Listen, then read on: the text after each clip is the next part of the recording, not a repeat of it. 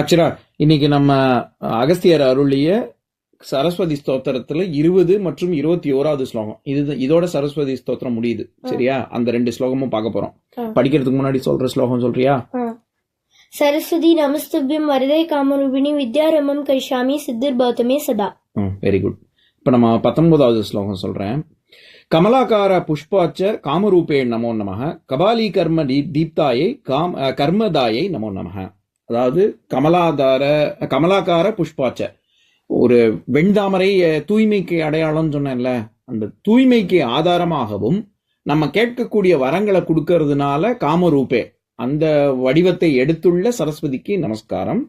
அப்புறம் நம்ம செய்யக்கூடிய வினைகள்லாம் இருக்குல்ல, காத்தால எந்திருந்ததுலேயும் சாயங்காலம் ராத்திரி படுத்துக்கிற வரைக்கும் நம்ம எல்லா வேலையும் செய்யறோம்ல, அந்த வேலை செய்யறதுக்கெல்லாம் சக்தி வேணும்ல, அந்த சக்தியின் வடிவமாக தீபமாக உள்ளிருந்து எல்லாவற்றையும் செய்ய வைக்க தூண்டுபவளே அப்படின்னு அர்த்தம். அப்பேற்பட்டவளுக்கு நமஸ்காரங்கள். இப்ப 20வது மற்றும் 21வது ஸ்லோகம் படிக்கலாம். நான் முதல்ல ஸ்லோகத்தை படிக்கிறேன், அப்புறம் பொருள் சொல்றேன். சாயம் பிராத்தः பட்டேன் நித்யம் ஷண்மாசத் சித்திர் உச்சியதே சோர வியாகர பயம் நாஸ்தி பட்டதாம் ஸ்ருண்வதாம் அபி. இதம் சரஸ்வதி ஸ்தோத்திரம் அகஸ்திய முனி வாச்சகம் சர்வசித்திகரம் நிர்ணயம் சர்வபாப பிரணாசனம். இதுதான் ஸ்லோகம். சரியா? சாயம் பிராத்தः, பிராத்தः அப்படின்னா காத்தாலன்னு அர்த்தம், சாயம் அப்படின்னா சாயங்காலம்னு அர்த்தம். காத்தாலையும் சாயங்காலமும் எப்பவுமே ஒரு ஸ்லோகம் சொல்லி முடிக்கிறோம்னா பலஸ்துதி அப்படின்னு சொல்லுவாங்க. அந்த பலஸ்துதினா என்னன்னா, இது சொல்றதுனால என்ன பலன் நமக்கு கிடைக்கும். ஏன்னா நம்ம எப்பவுமே நம்ம ஏதாவது ஒரு விஷயம் இதை பண்ணு அப்படின்னு சொன்னா, இதை பண்றதுனால எனக்கு என்ன லாபம் அப்படின்னு தானே கேட்போம். சும்மா பண்ணு அப்படின்னு சொன்னா யாராவது பண்ணுவாங்களா? பண்ணுவோமா? நிஜமாவா? அவ்வளவு நல்லவளா நீ? அப்பா அம்மா ஒரு நல்லது கருதி தானே சொல்லுவாங்க. அதனால எப்பவுமே ஒரு பலன் இருக்கும். அதனால அந்த காலத்துல ஆமா, அந்த காலத்துல ரிஷிகள்லாம் ஸ்லோகம்லாம் எழுதி முடிச்ச உடனே இந்த ஸ்லோகத்தை நான் சொல்றதுனால சரி, சரஸ்வதி ஸ்தோத்திரத்துக்கு அது அகஸ்தியர் எழுதியிருக்காரு. ஏன் இந்த ஸ்தோத்திரம் படிக்கணும், அது என்ன ப்ரொடியூஸ் பண்ணும், என்ன நல்லது நமக்கு அப்படிங்கறதான் இந்த 2 ஸ்லோகத்திலயும் சொல்றாங்க. சரியா? சாயம் பிராத்தः பட்டேன் நித்யம், பாடம், நம்ம பாடம்னு சொல்றோம்ல, அந்த பாடம் தான் பட்டேன் நித்யம்.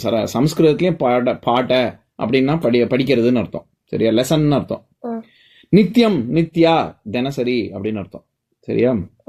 தினசரி காத்தாலையும் சாயங்காலமும் இத படிச்சா ஷண்மாசத், எவ்வளவு நாளைக்கு படிக்கணும் அப்படின்னா, வாழ்க்கை பூரா படிக்கலாம், நல்லதுதான்.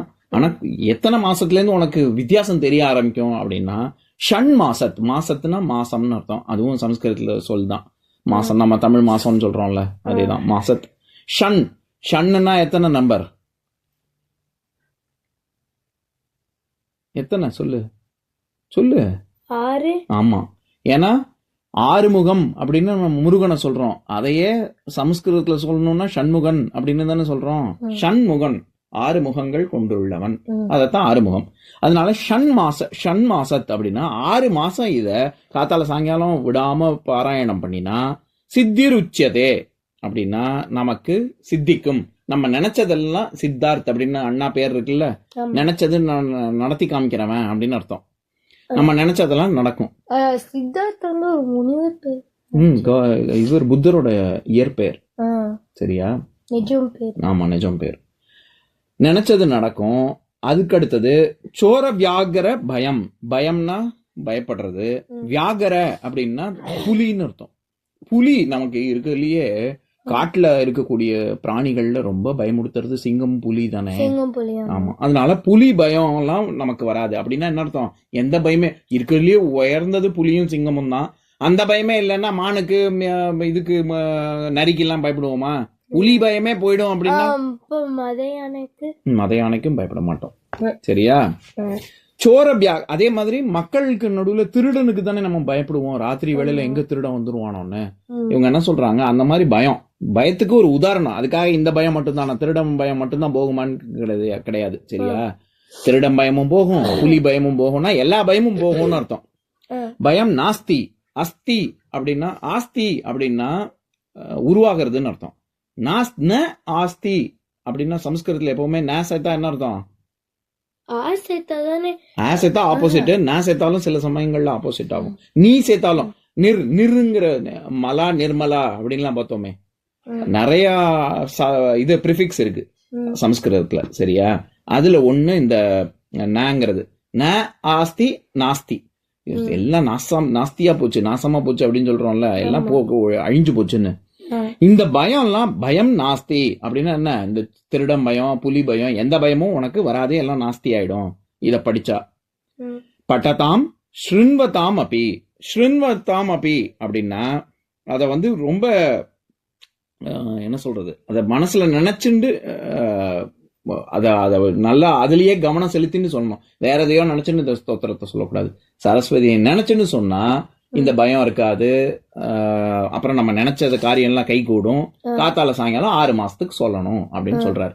அடுத்தது இதம் சரஸ்வதி ஸ்தோத்திரம். இந்த சரஸ்வதி ஸ்தோத்திரத்தை அகஸ்திய முனி வாச்சகம், வாசகம் அப்படின்னு நம்ம திருவாசகம் அப்படின்லாம் சொல்றோம்ல, வாசகம் வாசிக்கிறது, வாச்சகம், இது எல்லாமே தொடர்புடைய சொற்கள், படிக்கிறதுன்னு அர்த்தம். இந்த அகஸ்திய முனி செஞ்ச இந்த சரஸ்வதி ஸ்தோத்திரத்தை சர்வ சித்தி கரம் நிர்ணயம் அப்படின்னா நம்ம எல்லா விஷயங்கள் நம்ம நினைச்சது எல்லாமே சர்வ சித்தி கரம்னா பண்றது. நம்ம என்ன விஷயம் கரம்னா கை, பண்றதுனாலதான் கரத்துக்கு பேர் கை. கைய வச்சு தானே பண்றோம். அதனால நம்ம மனசு வச்சு நினைக்கிறதா முடியும், மனசை வச்சு செய்ய முடியாதுல்ல. அதுக்கு வந்து நம்ம கைய வச்சு தானே பண்ணணும். மனசை வச்சு நினைக்கலாம். ஓகேயா? நினைச்ச பண்றதுக்கு நம்ம போகணுமே, போய் ஏதாவது செய்யணும்ல. சரி, சர்வ சித்திகரம் அப்படின்னா நம்ம நினைக்கிறது எல்லாமே நம்மளால நடத்தி காமிக்க முடியும்.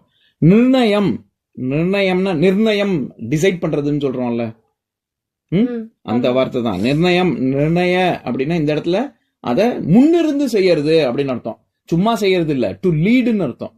நிர்ணயம் அப்படின்னா முன்னாடி இருந்து பண்றேன், பொண்ணால பண்ண முடியும். சர்வ பாப பிரணாசனம், பாவங்கள் எல்லாம் தொலைஞ்சு போகும் அப்படின்னா என்ன? புண்ணியம் மட்டும்தான் இருக்கும் அப்படின்னு அர்த்தம். புண்ணியத்தினால வரக்கூடிய பலன் உனக்கு இருக்கும் அப்படின்னு அர்த்தம். சரியா? இப்ப நான் ஸ்லோகத்தை சொல்றேன், என் கூட சேர்ந்து சொல்றியா? சாயம் பிராத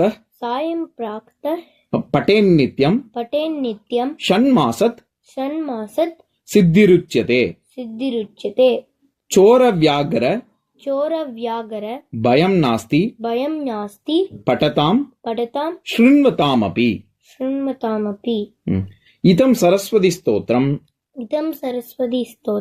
அகஸ்திய முனி வாச்சகம்